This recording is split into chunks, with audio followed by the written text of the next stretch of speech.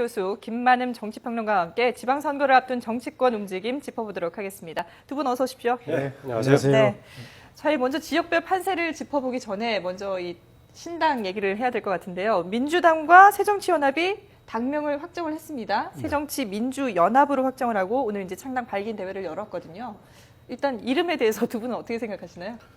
예, 이름은 좋죠. 새정치민주연합. 원래는 네. 민주를 넣느냐 마느냐 가지고 좀 내용이 있었잖아요. 예, 민주가 빠지고 새정치국민연합으로 간다는 얘기가 있었는데 네. 새정치국민연합이 선거관리위원회에 아마 등록이 돼 있는 모양입니다. 따라서 이제 이걸 못 쓰고 네. 새정치민주연합이라는 명칭을 썼는데 민주당 쪽에서는 더 잘 된 것 같은 느낌도 들고 예. 뭐 당명은 괜찮습니다. 예. 김만음 네, 평론가께서. 되게 뭐 그렇게 예상했죠. 아마 평론가들 내지 전문가들에게 뭐 어떤 이름이 될 것 같으냐면 되게 새정치민주연합 정도. 다만 이제 민주를 넣느냐 마느냐 가지고 아예 민주를 빼가지고 획기적인 변화 이미지를 줄 것인가 예. 말 것인가 이런 게 있었고요.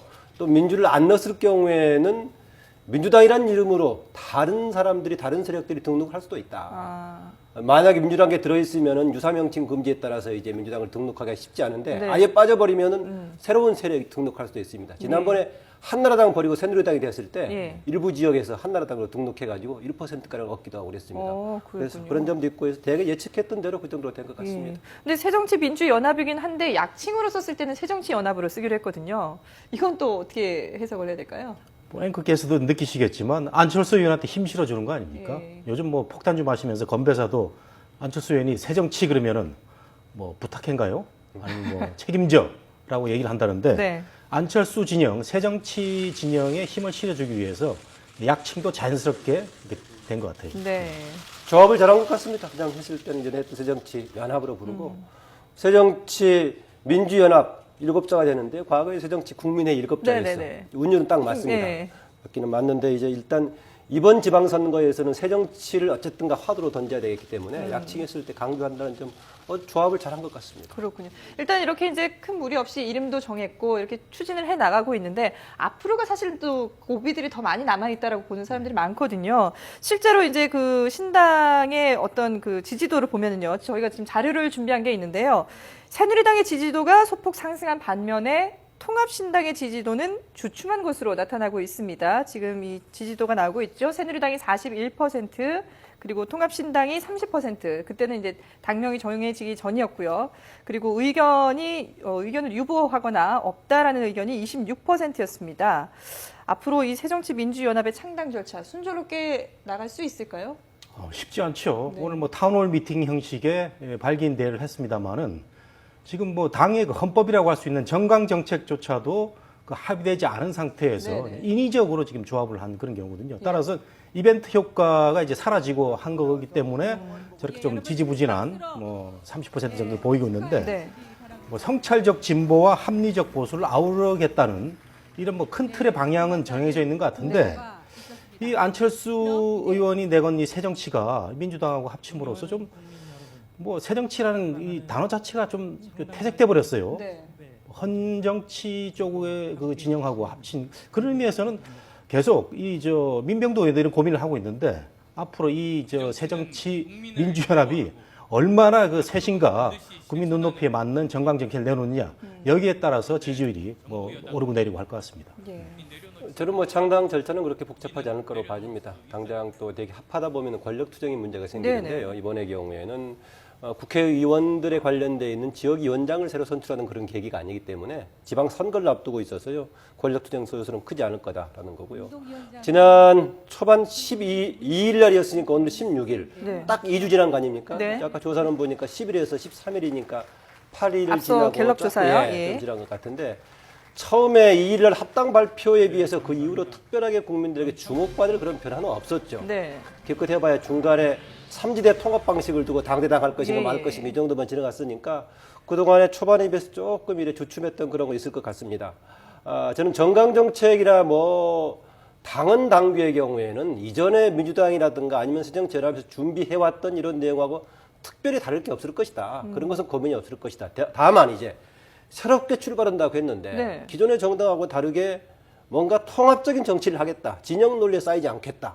새 정치를 하겠다. 이런 걸 했는데 그렇게 표로 내걸었던 내용들을 과연 얼마나 보여줄 수 있을 것인가.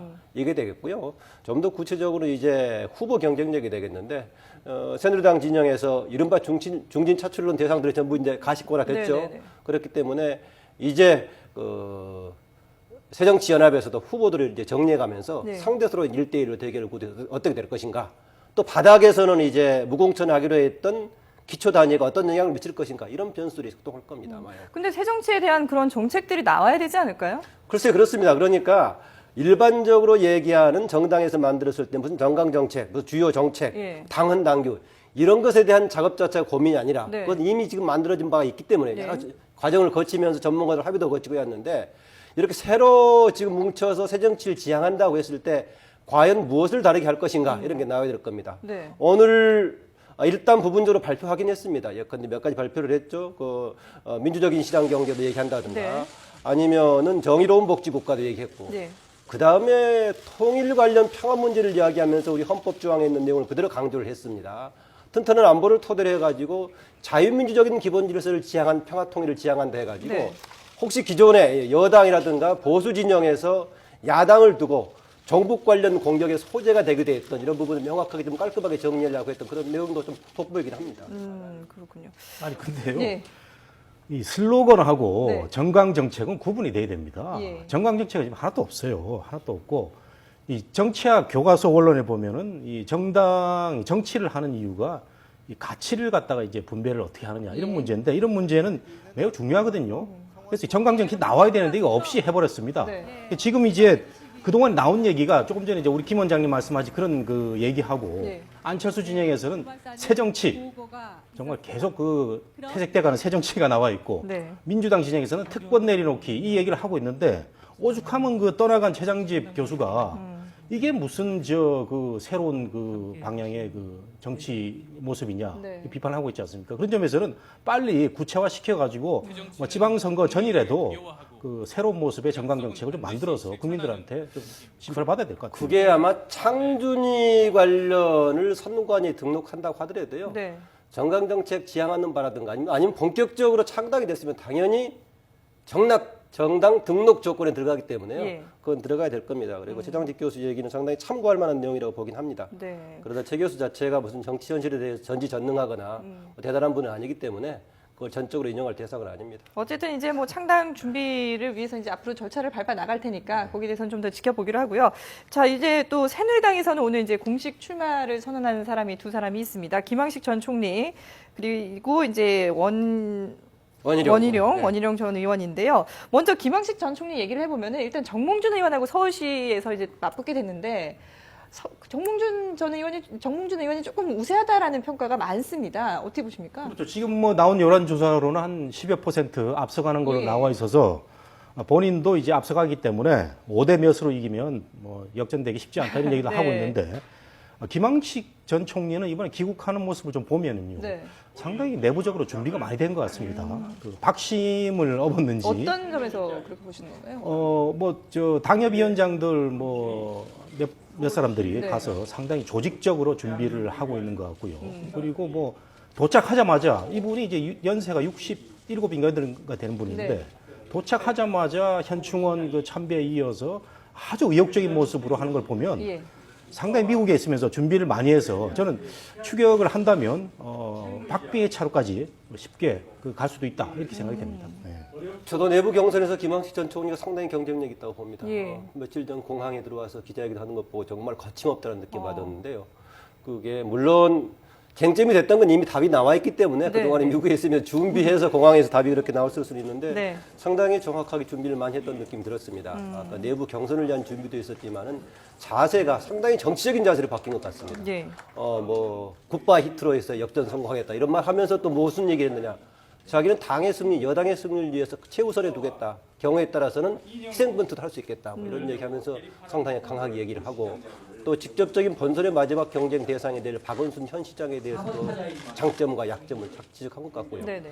또 은근히 정몽준 의원에 띄워주는 것 같으면서도 뭐 매력 있는 분이다 칠선에다가 부럽진 않지만 돈도 많다 뭐 이런 얘기까지 하다가 그러나 국정 경험에 대해서는 본인만큼 못하다 이런 거 지적하고 하는 거 보니까 현재는 뒤져 있지만 저는 시간이 가면 갈수록 상당히 치열하게 접전을 벌일 것이다 그렇게 봅니다. 뭐 그런데 거기에 반해서 이제 정몽준 의원은 본인은 역전을 허용하지 않겠다라고 이제 자신감을 보였는데요. 정몽준 의원 입장에서 본다면은 이 우위를 지켜내기 위해서는 앞으로 뭐 TV 토론이라든지 여러 가지 이제 경선 과정이 있지 않겠습니까? 여기서 어떤 전략을 좀 구사를 해야 될까요? 지금 얘기하고 있는 것 중에 하나가 이제 경선 룰이죠. 네. 경선 룰을 어떻게 지켜내느냐. 지금 뭐 순회 경선하자는 거 네. 아닙니까? 이 순회 경선이라는 게 이게 참 묘한 겁니다. 우리가 기억하시다시피 2002년 대통령 선거 때 이 순회 경선이 이 아주 강력한 사람의 그 마음이 실린 이거 나타나지 않습니까? 목포에서 노무현이라는 사람의 그 마음을 그 대통령이 실어준 거거든요. 예. 김대중 대통령이. 광주 3월 16일. 예, 광주입니까? 예. 예.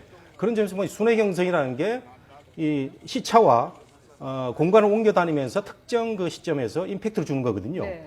그거를 이제 김항식 전 총리한테 하겠다는 건데 정몽 총리는 이런 그 경선 룰 싸움에 좀 신경을 써야 될 것 같고 그다음에 이제 정몽준 의원이 좀 돌출발을 잘 하는데 네. 이런 부분도 미세하게 좀 조정을 잘 하고 TV 토론 같은 데서 선방을 한다면 저는 재미난 승부가 될 것이라고 보고 있습니다.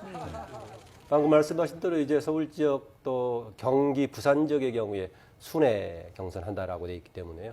아무래도 순회 경선을 하게 되면 시간이 조금 걸리니까 후발주자한테 좀 기회가 더 많이 올 수 있겠죠. 그리고 조직 동원력 있는 쪽에 유리할 수도 있겠고 네네. 그런 점에서 정몽준 의원이 좀 불편해하는 것 같긴 합니다. 세 사람 지금 이해운 전 최고위원까지 이제 세 사람이 주기가 되고 있고 심지어는 왜 정미용 씨 같은 경우 본인 안 껴주느냐고 얘기하고 있는데 어쨌든 간에 주요 대상은 세 사람인 것 같은데요. 정몽준 의원은 저는 상당히 에너지가 있는 게 장점이다라고 봐집니다. 예. 그리고 파워가 있는 느낌이 있는 한데 그런 만큼 좀 실수할 여지도 있어가지고 이제 그게 좀 한계가 있을 수 있고요. 김항식 총리는 저는 좀 전에는 색깔이 좀 없는 비정치인이어서 조금 문제는 없을 거다 해서 장점은 많다. 네. 그런데 역시 파괴력 있는 좀 힘을 발휘할 수 있을까 이게 과제가 될 것 같고요. 현재 지지율은 좀 떨어지고 있지만은 유해운 전 최고위원의 경우에는 TV 토론에서는 좀 실력을 발휘하지 않을까.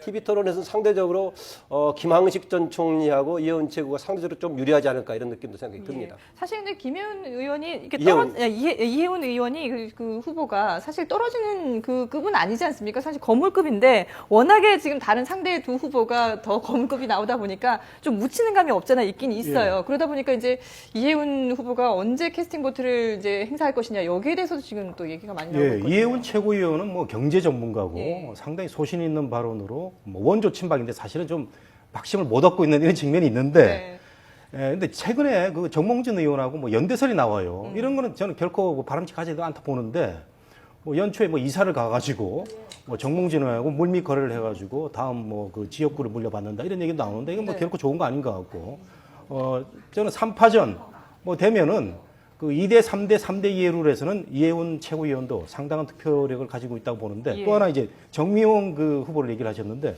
저는 무소속으로 안 나가고 왜 또 새누리당에 그 공천 신청을 했는지 모르겠습니다. 뭐 이유를 잘 모르고 그래서 뭔가 이게 정치적인 상황은 우리 그 국민들이 알기에 참 미묘하게 돌아가고 있다 이렇게 보고 있습니다. 예. 그러나 우리가 일반적으로 방송에서 대상으로 할 때 무슨 예컨대 지지율 5% 이상 한다는 여러 가지 기준이 있기 때문에 현실적으로는 3파전이라고 얘기해도 뭐 네. 우리가 없죠. 정명훈 후보는 뭐 두 분이 그동안에 방송에서 많이 보셔서 뭐 그런지 좀 언급을 자주 해주신 것 같은데 어쨌든 일단 새누리당에서는 빅매치로 이제 3파전을 보는 게 이제 많고요. 그렇죠. 예. 이제 새누리당의 경선적이 막이 오르면서 민주당 소속인 박원순 시장도 이제 어떤 움직임을 보일 것인지 관심이 집중되고 있습니다. 박원순 시장으로서는 어떤 전략을 구사를 해야 될까요? 먼저, 일단 그 김항식 전 총리가 공항에 도착해가지고 세게 지적을 했죠. 여러 가지를 지적했습니다.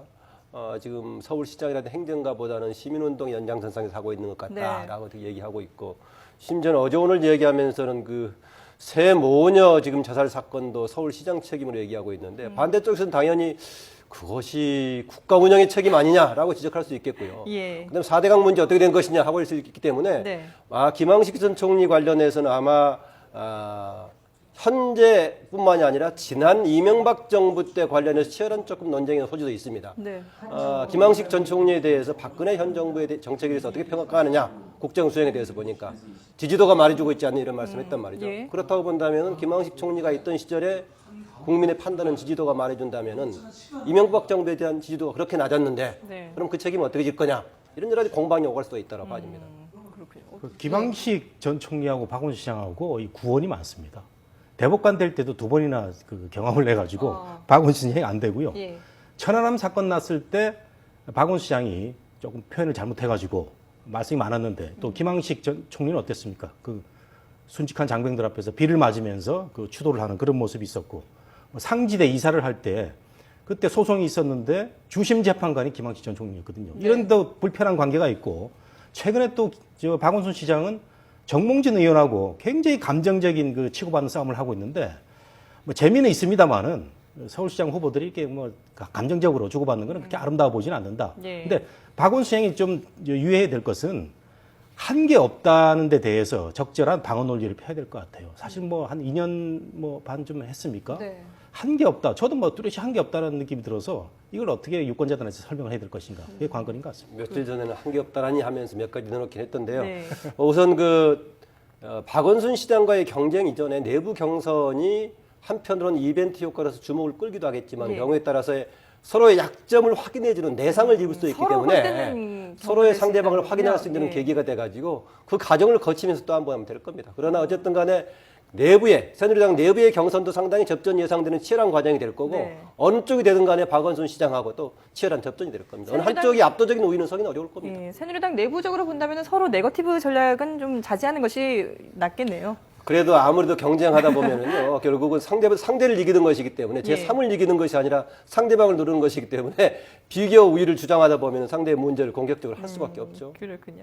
자, 그리고 오늘 이제 제주지사에 원희룡 전 의원이 출마를 공식 선언했는데 우금민 전 지사가 이제 이 경선 문제 가지고 논란을 이제 겪다가 결국은 이제 사퇴를 하고 출마하지 않기로 하면서 원희룡 전 의원의 단독 출마가 됐거든요. 근데 우금민 전 지사가 이제 과연 무소속으로 출마를 할 것이냐 말 것이냐가 문제인데 어떻게 보십니까? 그러니까 경선에 이제 출마하지 예, 않겠다 경선에 그럽니다. 나가지 않겠다는 거죠. 그래서 예. 탈당을 하지 않으면서 네. 앞을 보겠다는 건데 이 우금민 지사가 누굽니까? 이 두 번의 탈당을 거치면서 무소속으로 도지사를 두 번 한 네. 정말 역전의 용사인데요. 예. 느닷없이 이제 그 갑자기 여론조사 경선을 하라고 그러니까 사실 본인이 억울한 점도 있습니다. 저도 이제 정치 평론가적 입장에서 볼 때 우리가 영어 속담에 예외 없는 그 규칙은 없다는 그런 속담이 있지 않습니까? 이 제주도만 예외가 돼버렸거든요. 물론 홍문종 사무총장은 당원 당규에 그런 거 있다고 하는데 본인 입장에서는 굉장히 억울한 점이 있고 예. 100% 여론조사만 할 것 같으면은 정당의 존재 이유가 없는 거거든요. 네. 이런 점에서 억울한 점이 있는데 이분이 이제 그 탈당을 하지 않으면서 아마 여론의 지지율을 분석을 할 겁니다. 그 여론이 잘 나오면 탈당해가지고 무소속 출마를 해가지고 한 번 더 무소속으로 저 당선되는 이런 생각도 할 수 있을 것 같고요. 또 하나는 여론이 좀 지지부진하면 원희룡 전 의원한테 대승적으로 밀어주면서 네. 지역구를 나중에 하나 물려받는 이런 방법도 생각할 것 같고요. 지금 지역구가 없습니다, 제주도에. 예. 그렇기 때문에 여러 가지 변수가 있는데 결국은 우금민 지사한테 대한 지지율이 앞으로의 여러 방향의 그 변수가 된다고 봅니다. 네. 출마할까요? 얘기하신 대로 하면 두고 볼 겁니다. 아. 일단은 경선에 합류해버리면 다른 선택이 없기 때문에 네. 지금 빠진 상태에서 있다가 무소속으로 가든지 아니면은 그래도 아무래도 집권 3년이 남아있기 때문에 박근혜 정부와 관련 속에서 뭔가 그래도 이쪽에 협조를 하면서 다른 또 기회를 본다든가 여러 가지 선택이 가능할 수 있을 겁니다. 원희룡 전 의원이 가면서 지금 부산을 제외하고는 대부분 지금 중진 차출론이 되게 정비가 된 것 같습니다. 원희룡 전 의원 사실은 정치의 초기에 입문할 때 현재 야당권에서 제주도 지역을 권한 적이 있습니다만 본인이 이제 서울로 진출을 했는데요. 아다시피 과거에 조금 운동권적인 성향의 경우에 어느 쪽으로 가느냐가 반드시 현재 야당으로만 가는 것이 아니라 여당으로 가기도 했는데 본인의 성향이 그쪽에 맞아서 가는 경우도 있었지만은 어떤 경우는 자기가 정치적인 진입하는 데 있어서 기회가 그쪽에 먼저 왔었기 때문입니다. 그래서 본인은 중앙무대 중심으로 활동하겠다 했다가 결국은 고향인 제주도로 갔는데 이번에 마지막 되면서 뭐 경선 룰까지 바뀌고 하는 것 보니까는 상당히 후보가 될 가능성은 많은데 조금 두고 봐야겠습니다. 예. 자, 그리고 이제 새누리당 입장에서 보면 서울시장도 지금 이제 3파전이 벌어지고 있지만 경기지사도 상당히 지금 후보들이 만만치가 않습니다. 남경필 의원, 원유철 의원, 정병국 의원 그리고 김영선 전 의원이 이제 지금 4파전을 벌이고 있거든요. 새누리당의 경기지사 이 경선은 어떻게 보십니까? 예, 저는 뭐 여야 모두 이번 경기지사 선거가 정말 죽음의 조 같아요. 죽음의 예. 조. 여권 쪽에서 4명, 네. 또 야권에서 3명이 지금 치열한 경선을 벌이고 있는데 네. 우선 여건을 좀 보면은 남경필 의원이 이상히 지지율이 좀 잘 나와가지고 네. 떠밀리는 형세로 나와서 본인은 원래 안 하겠다고 했잖아요. 그렇죠. 안 하겠다고 했는데 네. 그래가지고 이제 정병국 의원한테 작년에 하라고 그랬거든요. 예. 근데 정병국 의원이 지금 뒤통수를 맞아가지고 괜히 트라우마를 받고 있는데 네. 남경필 의원이 지금 리드를 하고 있는 입장이고 나머지 이제 세 사람이 추격을 하는 그런 상황이고요. 야권 쪽이 재미있을 것 같습니다. 야권 쪽이 이제 중진, 그 김진표, 원혜영이 네. 두 사람에다가 김상곤 교육감에 뛰어들었는데 이게 안철수 진영에서는 김상곤으로 정리해달라는 걸 강력히 요구하는 것 같아요. 그런 면에서는 앞으로 굉장한 진통이 야권 쪽에서 경기지사 예비 경선에서 큰 진통과 갈등이 있을 걸로 생각이 돼서 매우 재미난 그 싸움이 될 걸로 봅니다. 네.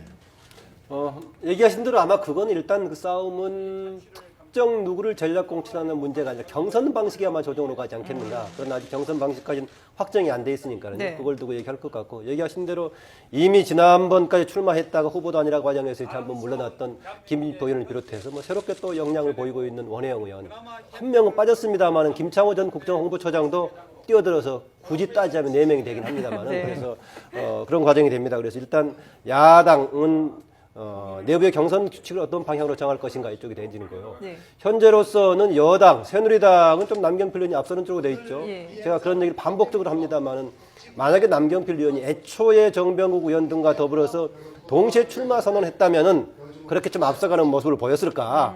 이미 세 사람은 개별적으로 출마 선언을 했고 당에서 중진 차출 이야기를 하면서 남경필을 반복해서 얘기하니까 네. 이른바 몸값이 좀 올라가는 느낌이 있어가지고 그 혜택을 보고 있는 느낌이 있습니다만은 네. 막상 경쟁에 들어가면 그 폭은 조금 줄어들 것이다. 그래도 대체로 봤을 때 조금 남경필 의원이 앞서는 분위기는 여전한 것 같습니다. 근데 제가 예. 경기지사 후보 선거 관련해 가지고 그 지금 이슈가 하나 터졌잖아요. 그 김상곤 버스 공영 경기관 네, 네. 무상버스. 네. 이 무상버스란 말이 이게 무슨 사회주의 국가도 아니고 굉장히 저는 그 정치 평론가이전에 국민의 한 사람으로서 예.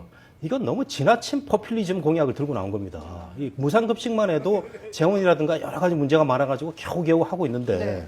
이 무상버스까지 들고 나와가지고 화제를 불러일으켜서 또 한번 그 당선을 노리겠다. 이거는 너무 포퓰리즘적이다. 그 재원에 대한 얘기도 없어요. 예. 그게 어느 정도의 그 에피소드가 있냐면은 그날 발표를 할 때 김영선 그 여권 후보가 새누리당 그 후보가 자리에 있었죠. 현장에서 예. 질문을 하려고 하는 그 예. 코미디 같은 얘기가 있어서 제가 그 참모한테 물어봤어요. 네. 왜 남의 당 그 후보가 발표하는데 가가지고 그 다른 당 후보가 질문을 하고 코미디를 벌이냐 그랬더니 무상버스라는 이런 하도 말도 안 되는 얘기를 하길래 본인이 정말 이건 물어봐야 되겠다 싶어가지고 이제 질문하려고 그랬다는 겁니다. 네. 따라서 이 무상버스 같은 이런 그 포퓰리즘 공약은 저는 그렇게 생각합니다. 정확한 재원 마련 생각 없이 함부로 얘기하는 것이 과연 이 교육감을 지닌 후보가 해야 될 책임 있는 발언이냐. 이거는 우리 유권자들이 앞으로 계속 한번 따져봐가지고요. 네. 이거 버스 공짜로 탄다는데 이게 넘어가면 안 됩니다. 잘 따져봐야 됩니다. 제가 뭐 새누리 편을 드는 게 아니고요. 네. 무상버스는 제가 봐도 이건 너무 심한 공약이 아닌가 하는 생각이 들어요. 그게 만약에 황당한 공약이라면 새누리는 그냥 놔뒀다가 나중에 공격으로 써먹으면 될 것 같은데요.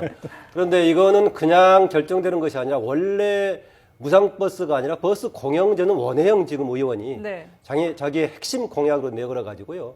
내부에서 무상버스가 맞느냐 버스 공영제가 맞느냐 논쟁을 해보자 제기하고 있어가지고 아마 내부적으로 좀 가닥이 잡힐 것 같습니다. 그래서 공영제의 경우에는 운영 방식이 공영이고 상대적으로 가격이 낮은 것이지 무상은 아니기 때문에 그 방향을 먼저 내걸었던 원혜영 의원 측과 또 다른 쪽이 아마 김상곤 전 교육감 측이 아마 토론을 하자 서로 제안하고 있기 때문에 내용 또 이게 과연 타당한 공약이냐 적실성 있느냐 좀 기회가 따져볼 기회가 있을 것 같습니다. 지금도 이제 버스는 공영제입니다. 그 휘발유 다 정부 보조금, 지자체 보조금으로 대주기 때문에 네. 지금도 버스는 상당 부분 그 공적인 서비스에 대한 그 정부의 지자체 부담이 보조가 들어가는 있죠. 건데 이것을 그 전면 무상을 하겠다 하는 문제는 우리 민주당, 새정치 민주연합이나 새누리가 정말 이 디스커션 잘해가지고 가려내고 네. 옥석을 좀 가려야 될 것 같습니다. 그리고 지금 원혜영 의원이 얘기한 그 버스 공영제는요 네. 무상하고 다르고 또 현재 지금 부족분을 이렇게 공공기관에서 한 지자체든 중앙정부 등에 보조해주는 그런 방식이 아니라 운영 자체를 공공의 방식으로 하는 우리나라 몇 개 지역에서 하고 있는 이미 시범적으로 해봤던 부분을 네. 경기도에 적용시키겠다 이런 주장을 하고 있습니다. 그래서 이것은 아마 여야 간의 후보 토론 아니면은 야당 내부의 후보 경선 과정에서 쟁점이 돼가지고 서로 아마 실질, 허실실을 따져볼 겁니다. 사실 그동안에 뭐 선거를 위한 공약을 남발하는 경우들을 뭐 워낙에 많이 봐왔기 때문에 이번에는 좀 그런 것들을 자제하고 정말 현실 가능한 그런 공약들을 좀 내걸었으면 하는 바람이 있는데요. 이 두 분이 앞서서 이 야권, 야당에서는 그 경선 방식을 어떻게 하느냐에 따라서 이제 좀 다르게 보시는 것 같은데요. 경선 방식 어떻게 정해질까요? 그러니까 지금 이번 6.4 지방선거처럼 그 기준도 이렇게 혼란스럽고 네. 또 상향식 공천, 그러니까 그 이유는 뭡니까? 기초단체장이라든가 기초의원에 대한 그 공천, 추천을 안 하겠다는 그 새누리의 입장에 따라서 폐지를 했죠. 근데 야권에서는 그대로 밀고 가고 네. 이러다 보니까 굉장히 혼란스러워서 새누리 쪽에서는 이제 상향제를 해야 되는데 지금 그 새누리당 그 당직자한테 물어보니까요. 지금 한두 달 사이에 지금 수백 군데에서 지금 뭐 체육관 선거도 해야 되고 뭐 여론조사도 해야 되고 뭐 정신이 하나도 없다고 그러고요. 네. 또 민주당 쪽에서는 이 공천을 안 하다 보니까 이 우리 후보는 맞는데 우리 후보라고 어떻게 색깔을 낼 것인가 이 고민을 하고 있다고 그래요. 네. 정말 이처럼 이번 그 2013년 6.4 지방선거처럼 중앙 정치가 이게 혼란스러워 가지고 주민 풀뿌리 민주주의가 이렇게 혼란스럽게 전개되는 경우는 이번 선거처럼 그 없었던 것 같아요. 제 생각에는. 참 이거는 중앙 정치가 다시 한번 그 생각해볼 문제가 아닐까 됩니다. 그게 만약에 제도적인 원래 방향대로 정비가 됐다면은 네. 뭐 탈당하니 많이 이런 복잡한 상황도 안 생겼고 할 것인데 그랬을 때 지금 이번 유권자들이 지방선거 과정에서 이 혼란의 책임을 누구한테 물을 것인가? 제도 개편 약속을 했다 하지 않은 쪽이 할 것인가? 무공천한 쪽 당신들이 책임져라라고 네. 할 것인가? 그럼 판단을 하겠죠. 네. 하는데 경선 방식이 이렇게 일반적인 원칙이 관철되지 않는 게요. 여러 가지 방식을 하더라도 어쨌든 간에 중앙당이든 아니면은 지역위원장이든 그쪽 힘이 미칠 수밖에 없죠. 예. 지금 새누리당의 경우도 2-3-3-2 해가지고 명목상으로는 5대5로 당심과 민심이 반영된다 하고 있는데 일반 국민이 참여하는 선거인단도 사실상 당심에 가까운 쪽이니까 결국은 8대2가 돼버리고 그러면 그 중앙당 아니면 지역위원장 된다는 것인데요. 그랬을 때 상대적으로 지역에 대한 인지도는 지금 낮지만은 본선 경쟁력이라든가 나중에 그 단체장으로서 역할 또 의원으로서 역할에 관해서 기대가 있는 쪽 이런 사람은 어떻게 충원할 것인가 이런 문제를 고민하다 보니까 네. 다른 방식 얘기를 하고 있는데 야당 쪽에서는 기존의 새정치연합에서 나왔던 여러 가지 안 중에 하나가 그 배심원제 방식 얘기가 나왔는데요. 네. 혹시 이것을 도입할지 좀 이게 도봐야 할 것 같습니다. 그렇군요. 네. 알겠습니다. 네, 지금까지 정군기 홍익대 교수 그리고 김만흠 정치평론가와 함께 지방선거 앞둔 정치권 짚어봤습니다. 두 분 오늘 말씀 고맙습니다. 네. 감사합니다.